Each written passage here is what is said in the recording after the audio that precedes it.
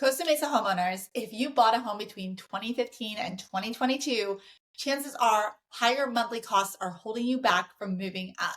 Why is that? We have higher home prices, higher interest rates, and higher property taxes. All of that added up can lead to a payment that is through the roof compared to what you currently have. But some sellers are able to do it. And so what are some of the things that they are taking advantage of? Well, first of all, there are buy downs. Some sellers are buying another home and they're just buying down that interest rate. They're paying a point. Other times they're asking the seller of the property they're buying to do a buy down. And so they could potentially have a lower rate for the first 1 year, 2 years, 3 years. And that's something that people are looking into. Another thing I am seeing is that there are some sellers that are offering seller financing. And so those interest rates could be substantially lower. And in other cases, I'm also seeing that some mortgages are assumable. They're few and far between, and there are a lot of ins and outs. They don't work for everybody, but that could be an option, and it is good to know your options. And then finally, another thing I'm seeing is that with people having so much equity, sometimes they're able to pay off a higher interest debt,